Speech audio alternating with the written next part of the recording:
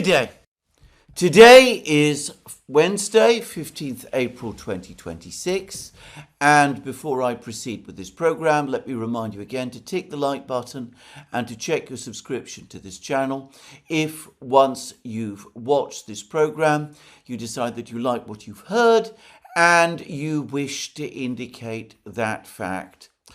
Over the last 24 hours, the situation in the conflict between the United States and Iran remains deadlocked. The Iranians continue to maintain their tight grip over the Strait of Hormuz.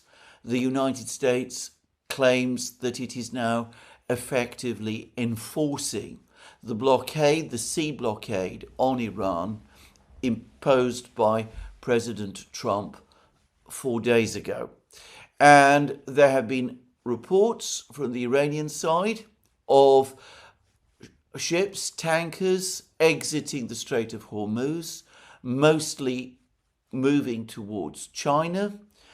The United States, by contrast, has been claiming that all of the tankers that exited the Strait of Hormuz reversed course, went back into the Persian Gulf, decided that they would not directly challenge or confront the US Navy, and that the blockade is in fact intact. Now, I don't know myself what is actually taking place, whether there is in fact a successful American blockade of Iran, as the US says, or whether the blockade has been unsuccessful, as Iran claims. I am not there, and I don't have direct information, and to be frank, I don't think any of the big media publications that claim that they do have information concerning this either. Perhaps at some point over the next couple of hours or days, we will get clarity. What I would, however, say is that some days ago, I did express some doubts that ship owners and tanker captains would openly defy the United States and expose themselves to possible action by the United States at some future time. Anyway, there is uncertainty. There continue to be various threats. The President of the United States is saying that he does not intend to extend the current ceasefire, which expires on the 22nd of April, in which case we could perhaps start to see a resumption of the fighting between the United States and Iran, and between Iran and Israel, though perhaps it would be more accurate to speak of the exchange of missile strikes. And, well, there are also suggestions from each side that they are prepared to talk. The Vice President of the United States, J.D. Vance, says that the President, Donald Trump, wants to have a complete settlement of the crisis with Iran. There are some reports circulating that the President has told his officials that the war with Iran has been a loser and that it should be ended as quickly as possible. But I've long decided to pay no great attention to those sort of claims. The Iranians themselves are saying that they remain ready to talk. They are not prepared to make the kind of substantial concessions that the United States demands of them on their ballistic missile program or their nuclear enrichment program. The Israelis, for their part, the head of Mossad in particular, Mr. Barer, he continues to insist that the objective must be regime change in Iran. He takes the view that without regime change in Iran, the crisis between Israel and Iran will continue and fester indefinitely. So we are in deadlock, but it is a deadlock in which Iran, though undoubtedly affected by any sea blockade that the United States imposes upon it, nonetheless is able to say to itself that the economic pressure on the United States and on the Western powers is steadily increasing, and that at some point the situation will no doubt escalate to the level in terms of crisis in the world economy and crisis in the United States, that the president, the US president, and his officials will have no alternative but to climb down and to talk to them.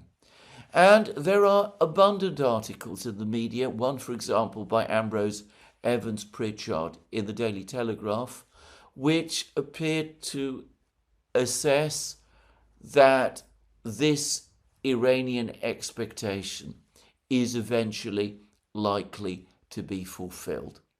Anyway, I have discussed all this in many places at many times.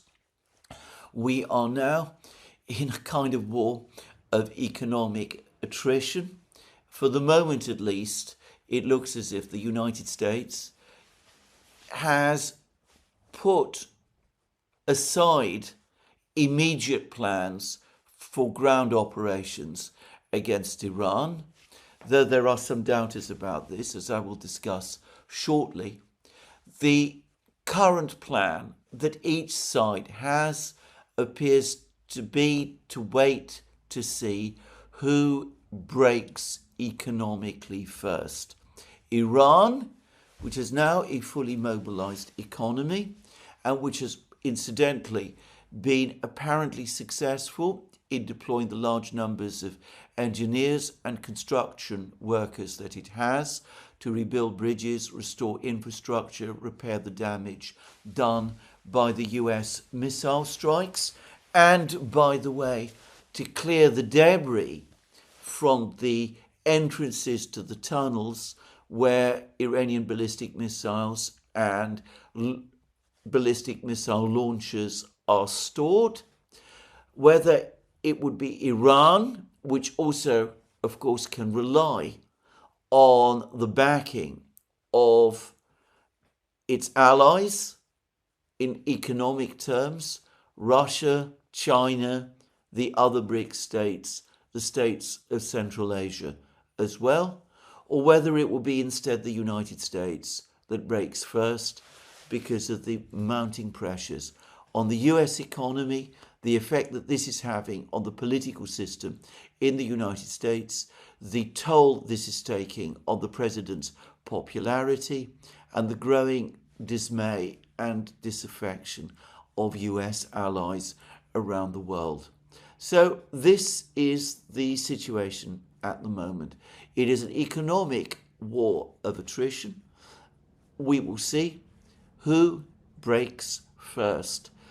In conflicts of this kind, I should say, the damage can be enormous, and of course, as one side or the other, perhaps especially the United States in this case, become increasingly desperate if they sense that the economic pressures are becoming too strong, then there is always a huge risk that the side that feels that it is losing this war might lash out, might decide to undertake some major military operation in order to see whether that can succeed in breaking the will of the other side. Now, that brings me to the diplomacy, the actual diplomacy, if you wish to discuss it in that way. Firstly, let's just briefly return to the meeting in Islamabad, which took place over the weekend. The meeting broke up after 20 hours of talks, and the United States delegation, which was apparently in constant touch with the president in Washington, but also, somewhat surprisingly, it seems, with Prime Minister Netanyahu of Israel. Anyway, the American delegation, after those 20 hours of talks, announced that no progress had been made and decided to return to the United States. Now, the Iranians are giving a different account. They are saying that Iran had expected that after the first round of talks, there would be a second round of talks, and they were prepared to stay in Islamabad for a further day. The Iranians also insist that they did apparently stick to their red lines, to their various conditions, the ones that they'd set out in their 10-point plan outlined before the war. And again, that they were surprised and very disappointed that instead of addressing Iranian concerns, the United States delegation simply restated American demands which Iran had previously rejected. The Iranians were apparently surprised that the Americans did not seem to understand the extent of Iranian willpower and resolve and growing Iranian confidence after Iran successfully absorbed the blow.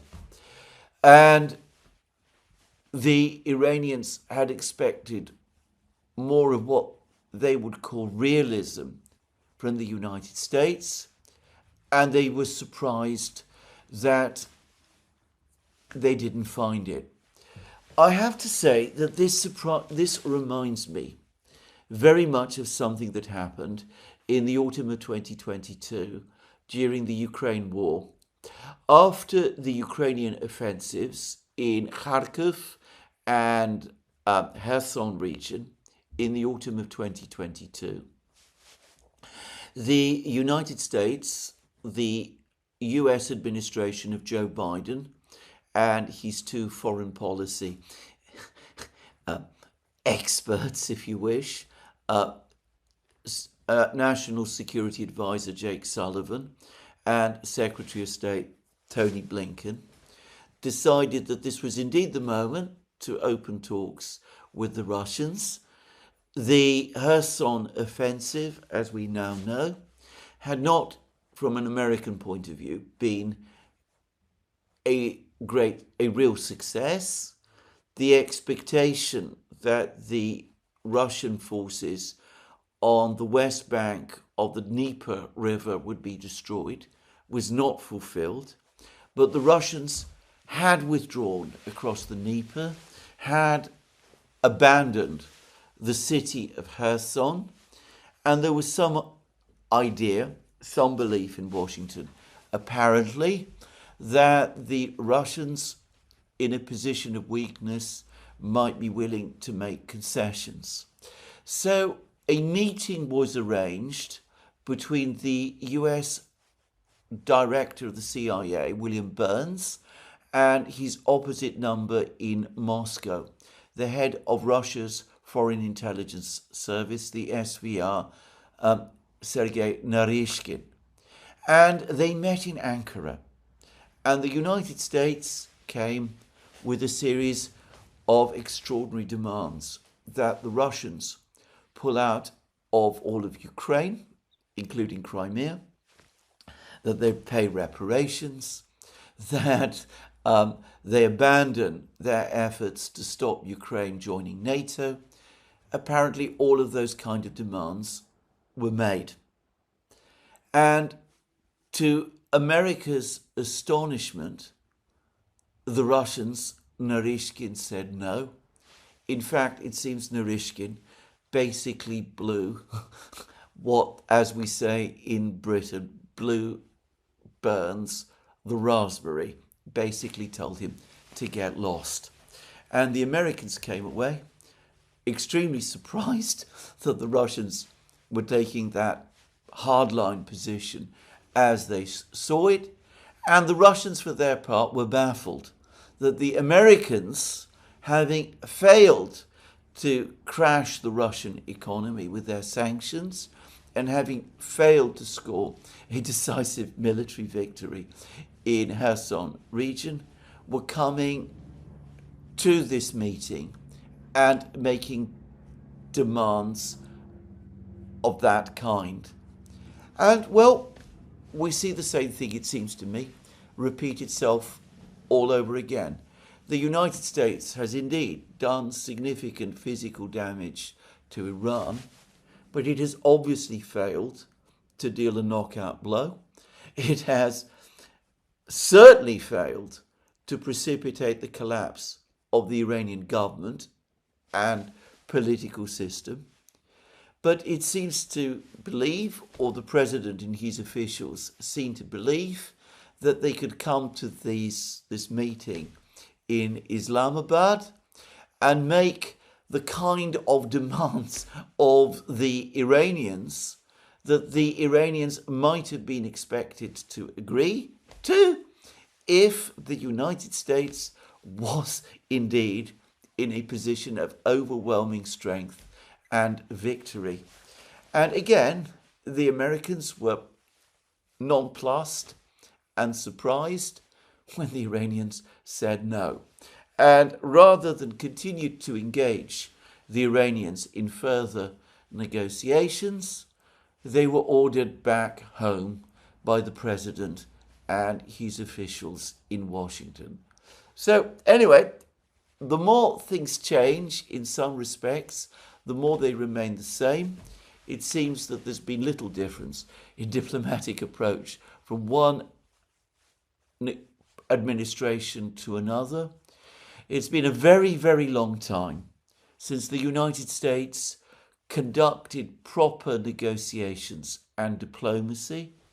The assumption made in Washington that it continues to be, irrespective of the situation on the ground, of the actual situation, that the purpose of negotiations is to get the other side to capitulate to whatever American demands happen to be.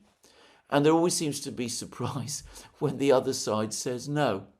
One of the things that I have found most bizarre about this meeting in Islamabad is a report that is circulating which apparently claims, and I believe this is true, by the way, that the United States told Iran that if Iran stopped completely all nuclear enrichment and gave up its uranium enriched stockpile, then it could continue its civilian programs because the United States would supply Iran with the necessary nuclear fuel.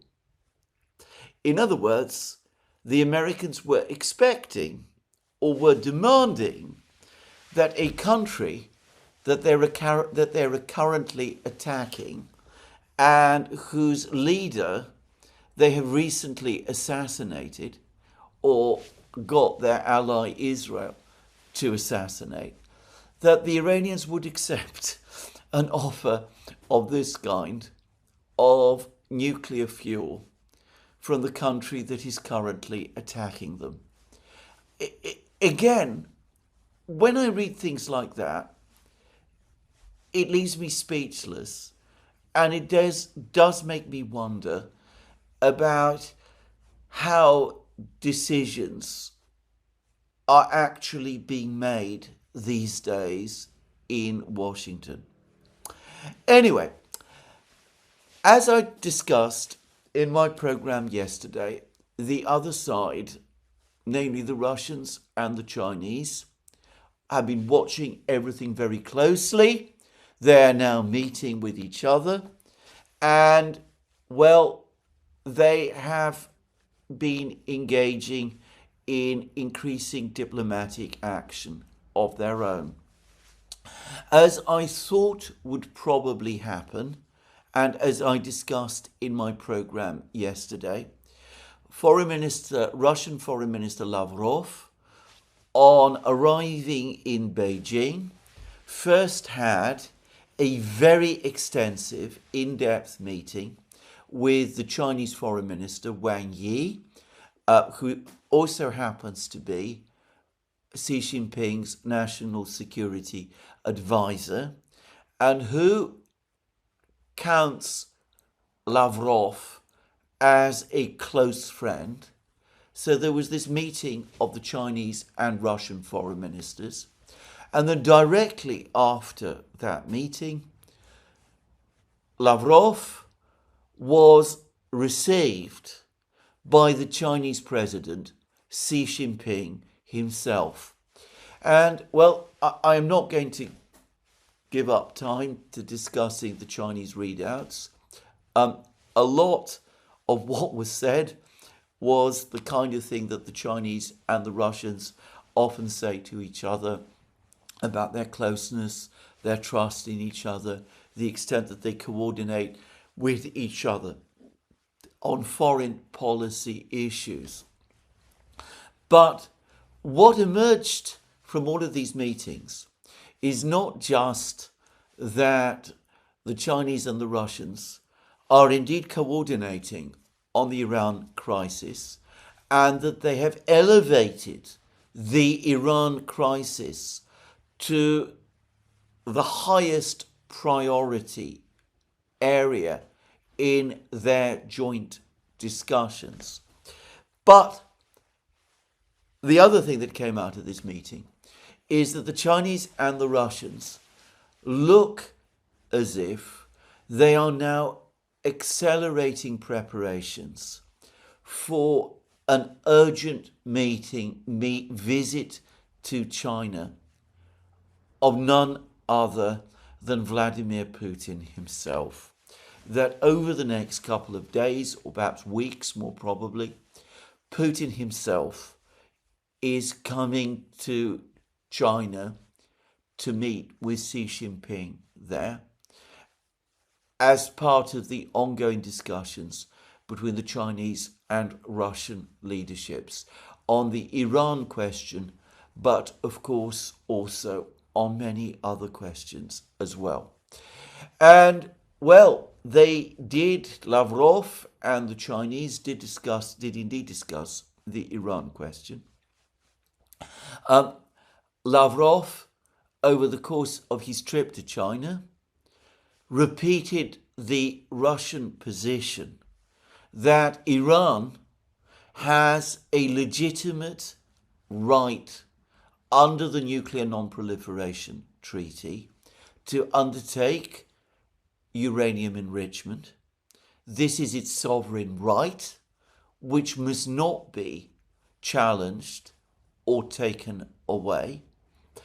Lavrov also spoke about China, Russia, and the Europeans all sharing the same continent. So the Russians, for some time now, have stopped talking about the European continent. They've been talking about the Eurasian continent, which very interestingly brings China into European affairs, something which I suspect many European leaders, but certainly the Americans, would be extremely uncomfortable and unhappy about it, to put it mildly. But, well, I also got the clear impression that there was talk about this sea blockade that the US has imposed on Iran, which has greatly riled and infuriated the Chinese. And there's been a series of statements about this from China. The Chinese defense minister, for example, has reiterated that China has a right to conduct trade with Iran, including energy trade with Iran, that this trade should not be interfered with by third parties. The Chinese defense minister appeared to say that it would be entirely wrong, it would be illegal and fully inappropriate for the US to interfere militarily in the Chinese-Iranian trade. That seemed to be a warning from China, an official warning from China to the United States not to seize Chinese ships or ships engaged in trade between Iran and China.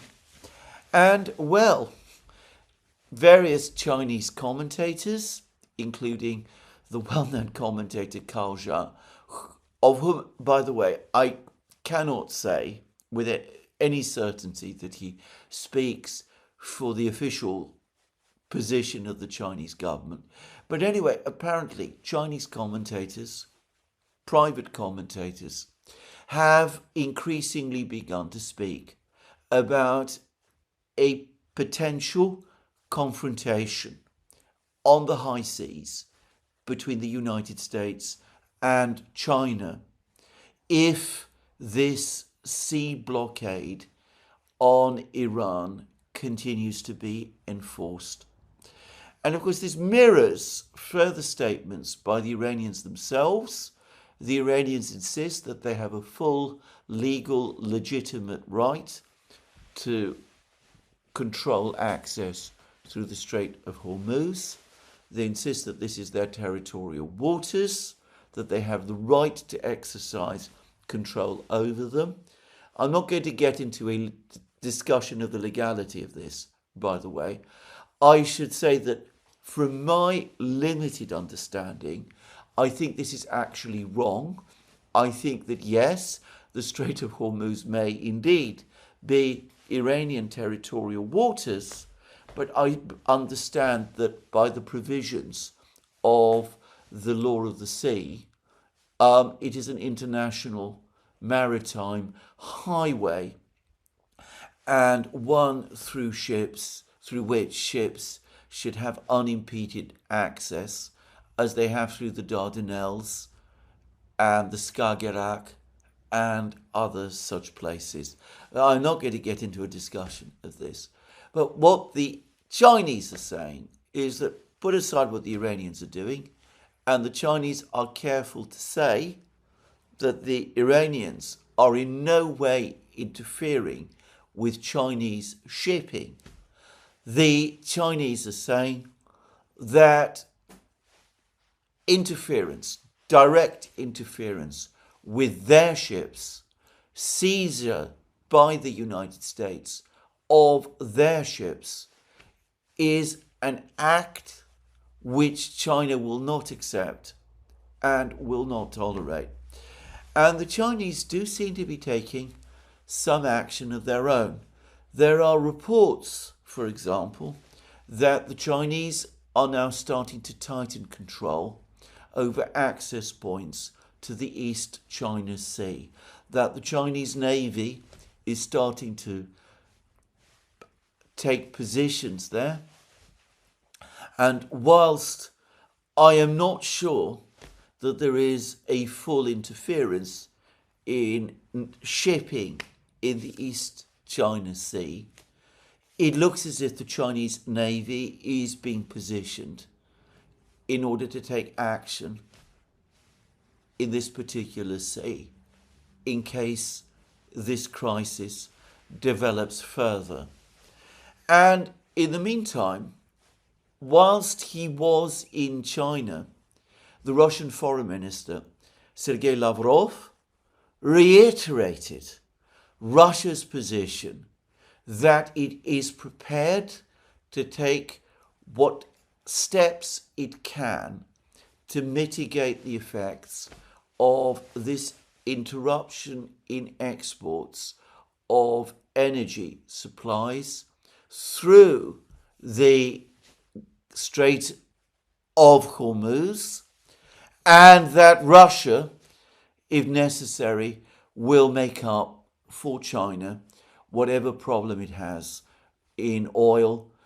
Russia stands ready to do that. With oil and gas, Russia stands ready to take those sort of steps.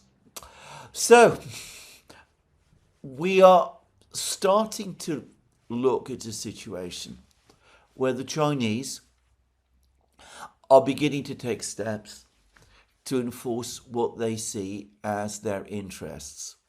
Now, there has been an article in Bloomberg, which I will say straightforwardly, I've not had time to read, but this article in Bloomberg apparently says that the sea blockade that the United States has imposed on Iran is indeed intended by the United States not so much to pressure Iran.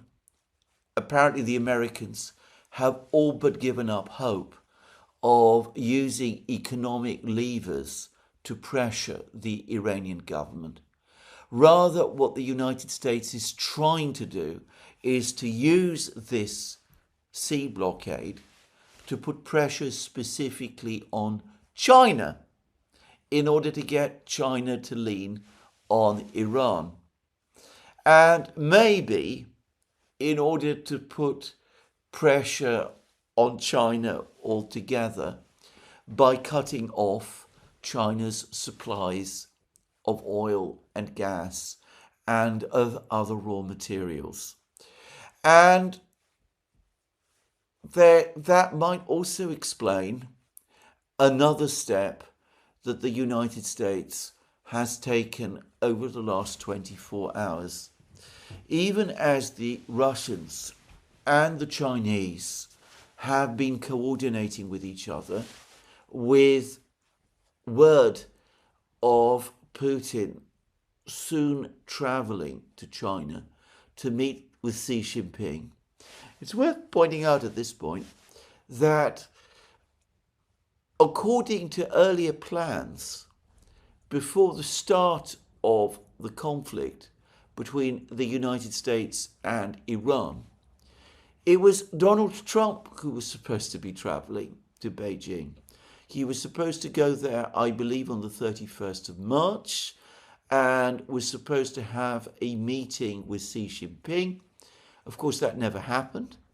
I said at the time that I thought it very unlikely that Trump would want to travel to Beijing if the war with Iran was unresolved. He would certainly not want to face Xi Jinping from a position of failure and apparent weakness. So it is interesting that now the talk in Beijing is no longer about Trump's visit to China. It is now all about Putin's visit to China.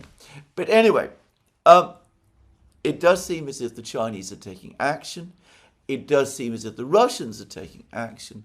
The Americans are watching all of this. They are becoming increasingly concerned.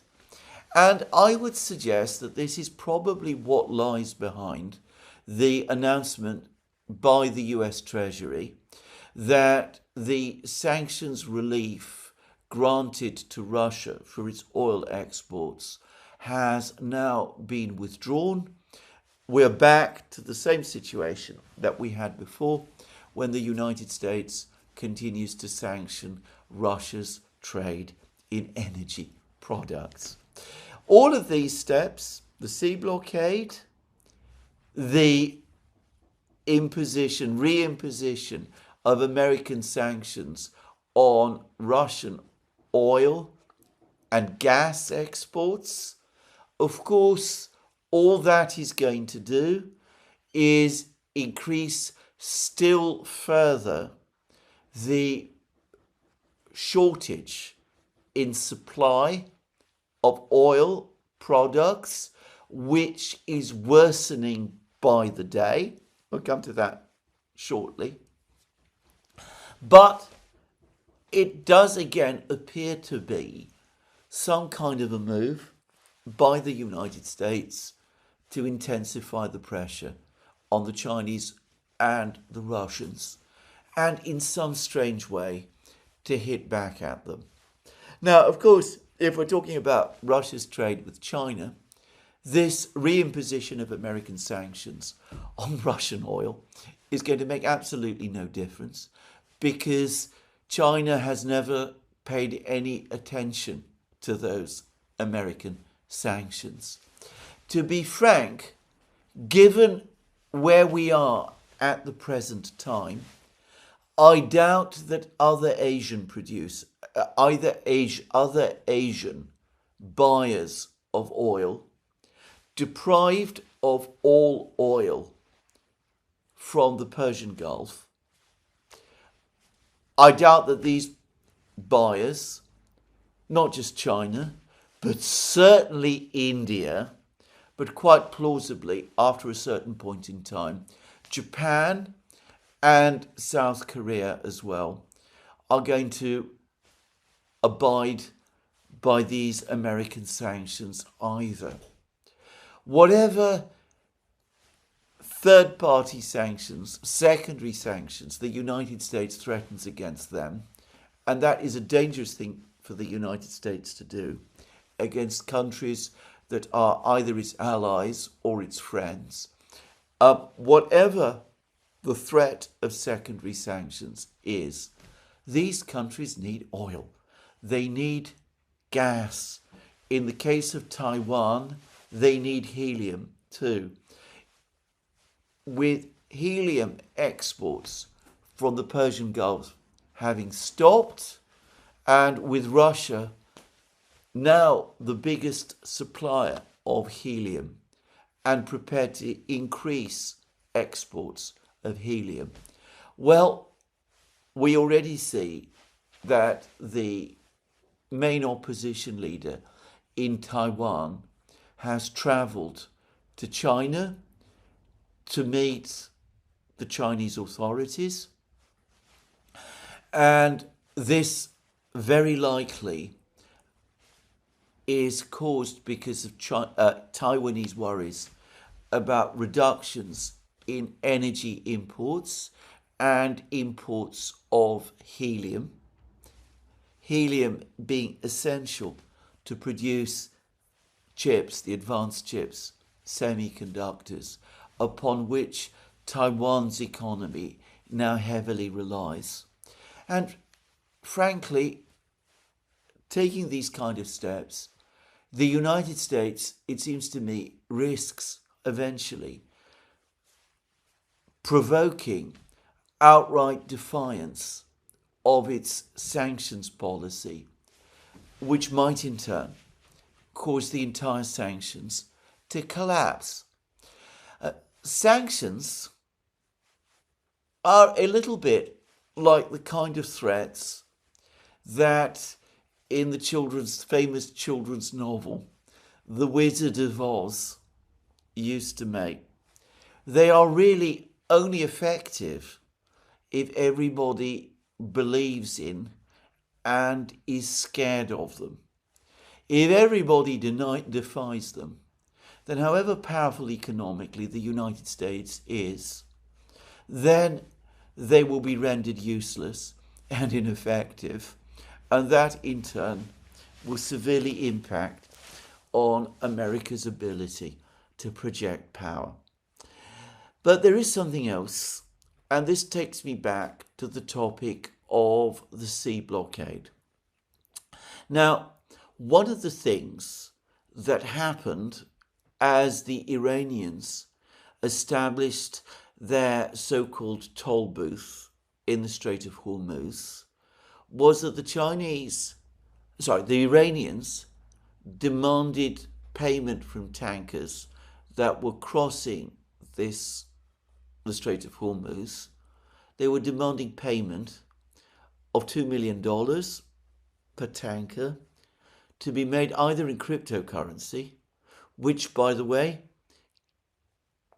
is subject in terms of trading with Iran to US sanctions, or even more provocatively, in Chinese currency. And there were some officials in the United States, and as I remember, Senator Lindsey Graham himself, who, in my opinion, exaggeratedly spoke about this, representing some sort of challenge to the future position as a reserve currency of the US dollar. I said in a previous program that I couldn't see how this could be the case. Yes, this payment of a toll fee in Chinese currency, in yuan, might indeed chip away at the dollar, but it would hardly be sufficient to collapse entirely its reserve currency status. But I also said in that program that though the United States always pretends otherwise, or likes to pretend otherwise, in reality, whenever you scratch a little on the surface, you quickly find that the Americans are far more nervous about the reserve currency position of the dollar than they like to pretend. And I wonder, actually, if the real purpose, the event that triggered the US decision, the president's decision to impose this sea blockade of Iran, the thing that alarmed both him and Senator Graham and other people who are advising him most, was not just that ships were passing the Strait of Hormuz and were supplying oil to China, and that this was keeping Iran's budget stable. Rather, and even more importantly, it was these payments in Chinese currency by ship owners which appeared to be undermining the position of the dollar. Well, I don't know that this is the case. Obviously, I'm not party to any of the decisions that were made in Washington. It is speculation entirely on my part, but I would suggest that it is well-informed speculation. The United States has been very, very concerned about the development of the BRICS, the development of the various BRICS payment system, the development of the new digital currencies that all of the BRICS states have been working on. And, well, I can imagine that this payment by ships transiting through the Strait of Hormuz in Chinese currency was a trigger that might have led to this overreaction with the sea blockade. And given that Russia's trade with China in oil is conducted entirely outside the dollar, and given the real possibility now that the Russians might insist that other buyers of Russian oil in East Asia also settle their payments to Russia, either in Russian currency or in cryptocurrencies, or even possibly in Chinese currencies, I wonder whether that might also have been a trigger moment in causing the United States to reimpose its sanctions on Russian oil. Just saying. So anyway, there it is. we now have this extraordinary standoff, the Chinese getting increasingly concerned and angry, and already we see in the East China Sea that they're starting to take countermeasures.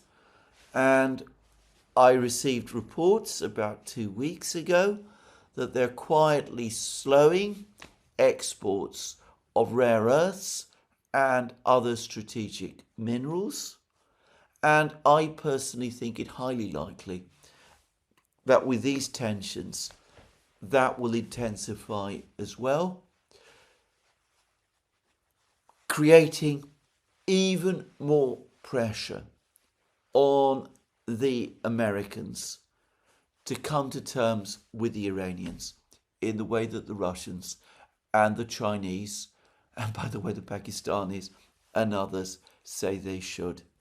And I discussed at length in my program yesterday how the Russians and the Chinese are now apparently floating proposals that the way out of this conflict is by setting up a new security architecture in the Middle East, in the Persian Gulf area, that this should no longer involve the United States, that the United States should ultimately pull out entirely from the region, that this new security architecture needed to be agreed by the Persian Gulf states and Iran with each other, but that it could be underpinned by states that have taken a constructive role in the negotiations, to use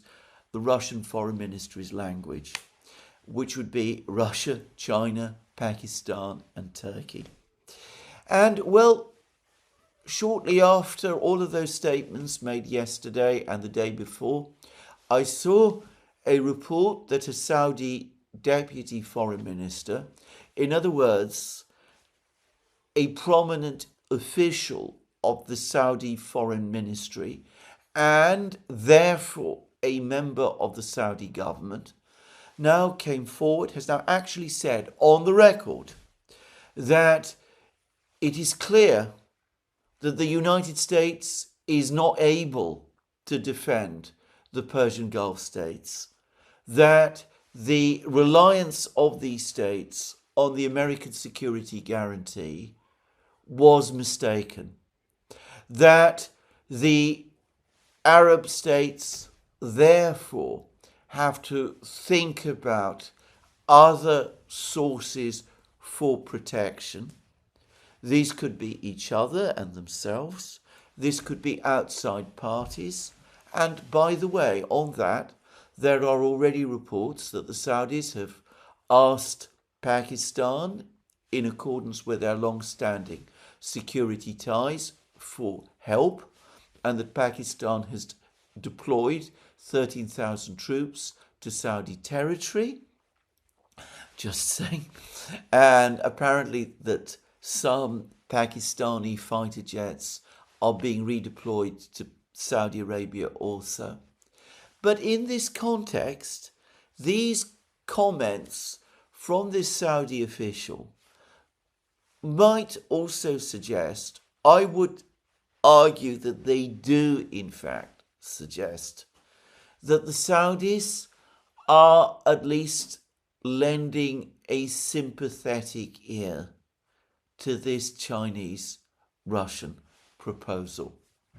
So, we do not yet have a formal diplomatic initiative to this effect from the Russians and the Chinese. We might never do. But China is starting to emerge from the shadows, and it might eventually come to that if the Americans continue to sit on their hands, continue to make fantastic demands of the Iranians, and if the Americans also try to win this economic war of attrition against Iran, causing the crisis in the global economy to deepen. Anyway, all of this is going on, but I would quickly say there's also been a very interesting discussion of this entire situation, which has been provided by, unusually, Russia's Security Council. Now, this is the most important policy-making body in Russia. It reports to Putin himself. The Security Council is chaired by Putin when it meets in plenary session, which it does at least once a week.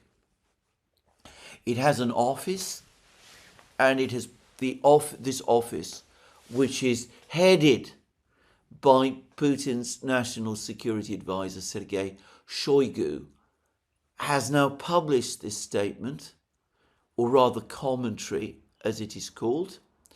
And, well, I personally cannot imagine any statement about the situation in the Middle East, which is what this statement is, being published by the Russian Security Council without authorization from Putin himself.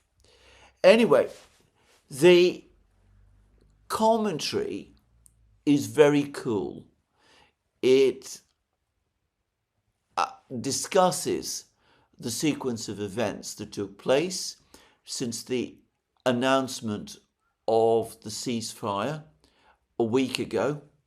It points out that the ceasefire has never really come fully into effect, and there is ongoing dispute between the parties as to the terms.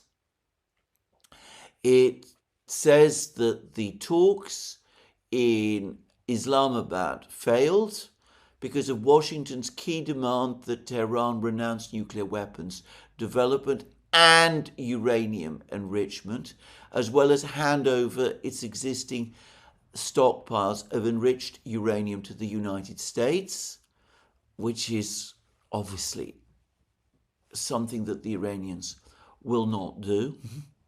It says that, I'm now reading from the commentary, the Iranian authorities maintain control over the situation within the country. The state and military systems are functioning reliably. The unrest and internal unrest that Washington and Israel had hoped for have not occurred. On the contrary, amid the US and Israeli intervention, various socio-political groups in Iran have rallied around the central government, whilst the most radical opposition forces have gone deep underground. Iran still possesses significant amounts of weapons. And then the article discusses the economic pressure, the commentary, I should say, that the economic pressure that each side is imposing upon the other. And it then discusses US military movements. They say that there are more than 50,000 US troops in the region, including 2,500 Marines from the 11th Expeditionary Force, more than 1,200 soldiers from the 82nd Airborne Division, the Delta Force Special Forces Unit, and the 75th Ranger Regiment. There are also approximately 500 US Air Force aircraft, including more than 250 tactical aircraft, and over 20 US Navy ships stationed around the Middle East. As US President Trump stated, these forces will remain in their positions near Iran until Tehran complies with Washington's conditions. And then the article, the commentary continues. The US and Israel might be using peace talks to prepare a ground operation against Iran as the Pentagon continues to build up US troops in the region. Units of the 82nd Airborne Division continue to arrive. An amphibious assault group led by the amphibious assault ship USS Boxer, carrying an additional 2,500 Marines, and a carrier strike group led by the nuclear-powered aircraft carrier USS George Bush, are transiting to the conflict zone. The expected arrival time of these forces in the Arabian Sea coincides with the expiration of the 2-week ceasefire. Active operations by coalition forces to replenish strike and anti-missile weapons, as well as significant reconnaissance activity, are also expected. If the negotiations fail to achieve their intended goal after 2 weeks, hostilities may resume with greater intensity. So that is the Russian assessment, and it comes from the very highest level of the situation, that the United States continues to make impossible, unreasonable demands and continues to build up forces, and is likely in 2 weeks' time to renew military pressure against Iran, and might still be considering some sort of ground operation against Iran, even though, as many have assessed, the US, even with all of these additional deployments, still does not have sufficient ground troops in the region to enable such a ground operation to be successful. Coming from the highest policy making body of a great power with exceptional intelligence gathering capabilities, as only a great power has, this must be seen as the most authoritative report from any source about the actual balance of forces in the area. Iran, still with significant capabilities and forces at its disposal, still in full control of its territory, but the United States continuing to build up its forces and apparently unreconciled to Iranian demands and unwilling to negotiate with the Iranians on the basis of those Iranian demands. It is clear that the Russians think that there is a very high chance, indeed perhaps even a probability, that the fighting is going to resume in earnest next week. And undoubtedly, if that happens, the sea blockade will remain in place. I have heard that situations in the energy supply situation are now starting to become critical. The last cargoes with oil from the Persian Gulf are now reaching Europe. So we are approaching the end of the flow of oil from the Persian Gulf to Europe.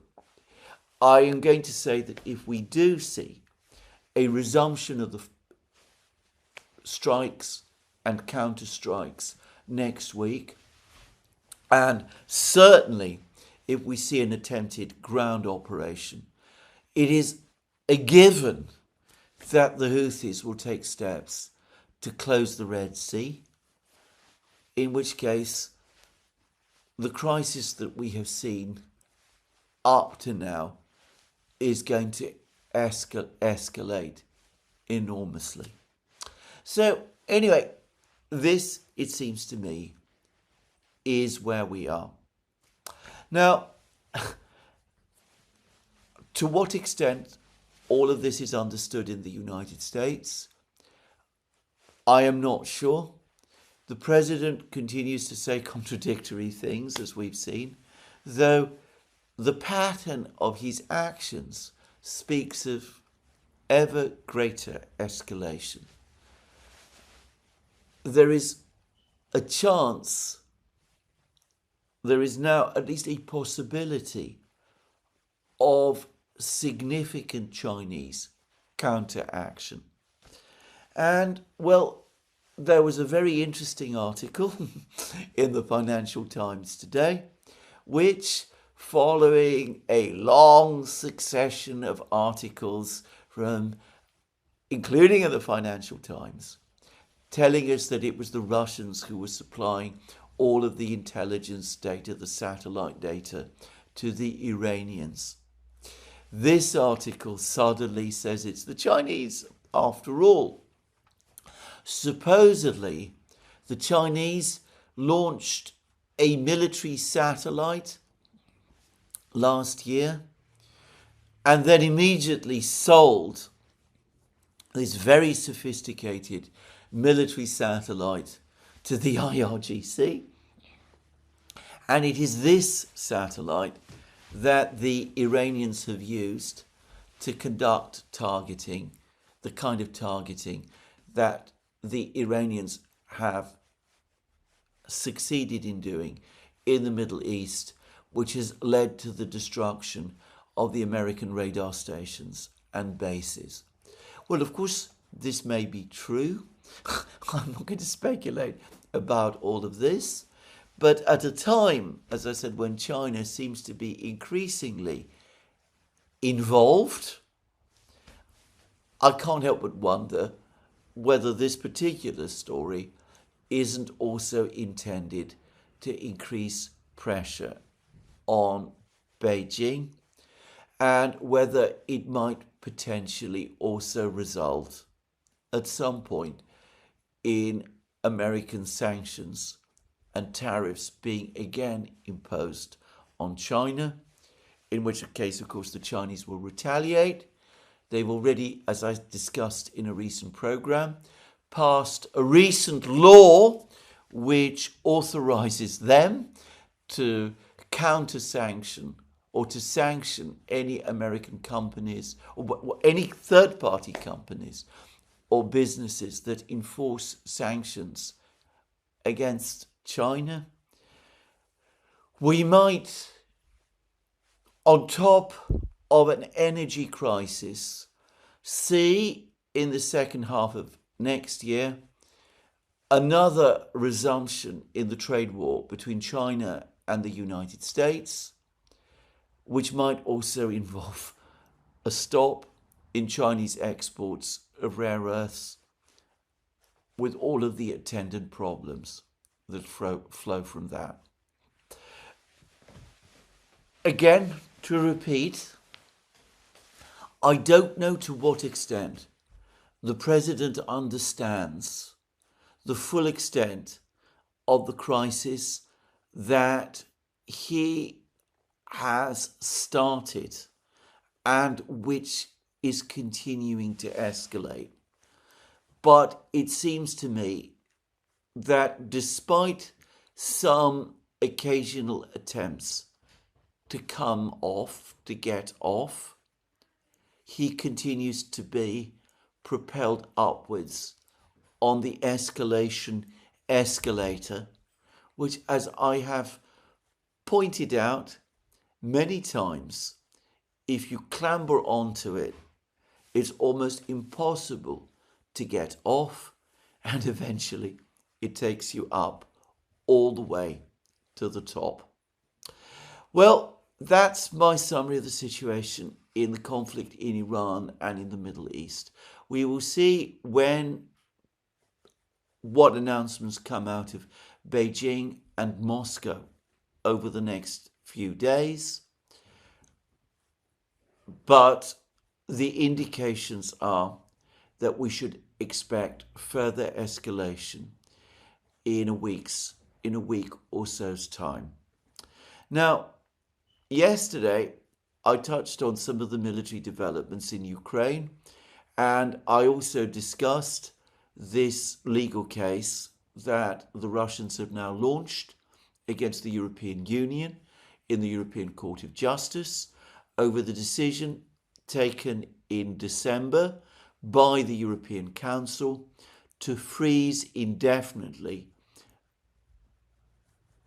Russian central bank assets held by Euroclear, reversing a previous decision taken by the European Council, which required this asset freeze to be rolled over every 6 months. There were lots of statements at the time that this move was illegal.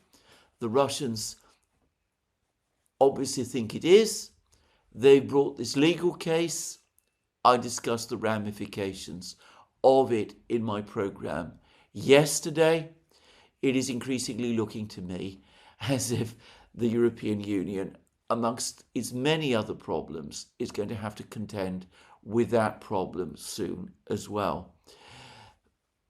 Meanwhile, the war in Ukraine does go on, and, well, again, there is, properly speaking, insufficient time in this program to provide a detailed military update, though it does increasingly seem as if Ukrainian positions in Sumy region are starting to collapse as the Russians gradually, well, not so gradually anymore, quite rapidly actually, close in on the city of Sumy.